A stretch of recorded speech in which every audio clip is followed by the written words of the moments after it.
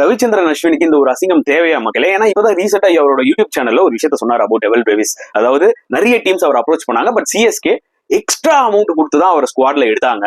And பிரேவிஸும் வந்து பாத்தீங்கன்னா இன்னும் ஒரு 1 or 2 years கழிச்சு நான் ஆப்ஷன்ல போனா ட்ரிபிள் மடங்கு நான் காசு போவேன், அதனால எனக்கு எக்ஸ்ட்ரா அமௌண்ட் வேணும் அவர் ரிக்வஸ்ட் பண்ண மாதிரியும் சிஎஸ்கேவும் வந்து பாத்தீங்கன்னா நிறைய அமௌண்ட் அவரை கொடுத்து உள்ள ஸ்குவாட்ல எடுத்த மாதிரியும் தான் ஆக்சுவலா அஸ்வினோட யூடியூப் சேனல்ல சொன்னாரு. கரெக்டா?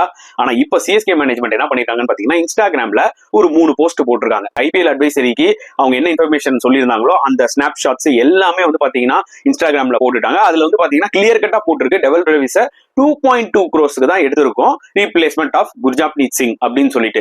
சோ இப்ப என்ன தோணுதுனால 2 விஷயம். ஒன்னு, அஸ்வினோட கிரெடிட்டபிலிட்டி லாஸ் ஆதான். ஓகே. ரெண்டாவது, எப்படிங்க அவர் ஒன்னும் சிஎஸ்கேல இருந்து அவர் ரிலீஸே பண்ணல, கரெக்டா? எப்படி ஒரு இன்சைட் இன்ஃபர்மேஷன் இப்படி ஜஸ்ட் லைக் யூடியூப் வீடியோல சொல்ல முடியும்? இது நினைக்கும் போது எனக்கு ரொம்ப ஆச்சரியமா இருக்கு. ஜெனரல் அஸ்வின் அந்த மாதிரி பண்ண மாட்டாரு, ஏன் இந்த தடவை அப்படி பண்ணாருன்னு தெரியல. இனிமேட்டு அவர் சொல்றதெல்லாம் நம்ப முடியுமான்னு தெரியல. நீங்க நம்புவீங்களா? கமெண்ட் செக்ஷன்ல போடுங்க.